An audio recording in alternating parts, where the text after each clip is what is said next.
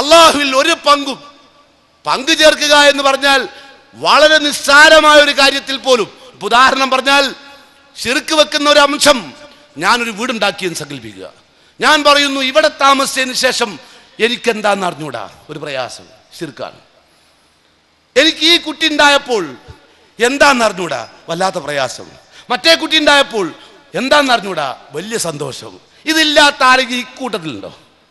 ഇപ്പം വലിയ മുജാഹിദായെന്ന് പറഞ്ഞ ഉദ്ദേശങ്ങളുണ്ടല്ലോ, വലിയ മുജാഹിദാണ് ഇപ്പം നമുക്കുണ്ടോ ഈ വിശ്വാസമല്ലേ? ഉണ്ട്.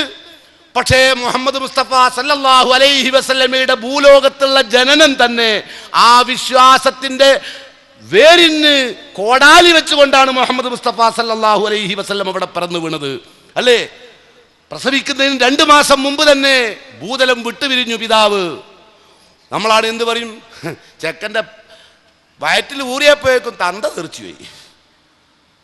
അവിടുന്ന് തന്നെ തുടങ്ങാം. പിന്നെ 6 വയസ്സായപ്പോഴേക്കും ഉമ്മയും പോയി, ഉമ്മയും ബാപ്പിയും പോയി. പിന്നെ തൊടുന്നോലൊക്കെ അബ്ദുൽ മുത്തലിബും പോയി, അബൂതാലിബും പോയി. ആരൊക്കെ സംരക്ഷിക്കാൻ വരുന്നോ, കഫാലത്ത് ആരെ ഏറ്റെടുക്കുന്നോ, ഓലൊക്കെ മരിക്കുകയാണ്. സത്യത്തിൽ നിങ്ങൾ അഷ്റഫുൽ ഖൽഖ് റസൂലുള്ളാഹി എന്നല്ല പറയാ, അറിഞ്ഞാൽ ഇതാ ആളില്ലേ. നമ്മൾക്കുള്ളതൊക്കെ ഉണ്ട്. ചില കുട്ടികൾ ഉണ്ടായാലും നമ്മൾ പറയും, എൻ്റെ മറ്റേ കമ്പനി ഉണ്ടായതും ഈ പീഡ് ഉണ്ടായതും ഇവ ഉണ്ടായതിൻ്റെ ശേഷം. ആ ദജ്ജാലുണ്ടല്ലോ, ഉണ്ടായതിൻ്റെ ശേഷം ഉള്ള പ്രശ്നം ഇവ ഉണ്ടായ പറയാറില്ല, ഉള്ളിലുണ്ട്. മുജാഹിദുകൾക്ക് ഉള്ളിലുണ്ട്, മറ്റോൾ പറയാറുണ്ട്. മുജാഹിദാന്ന് പറഞ്ഞു നടക്കുന്ന ആളുകളുടെ ഉള്ളിലുണ്ട്. ചിലവർ പറയുന്നുണ്ട്, ചില ഭാര്യമാർ ഇത്തരം ആളുകളോട് പറയും, ഞാനിവിടെ വന്ന് കയറിയതിൻ്റെ ശേഷമല്ലേ നിങ്ങളുടെ ഖൈറുണ്ടായത്.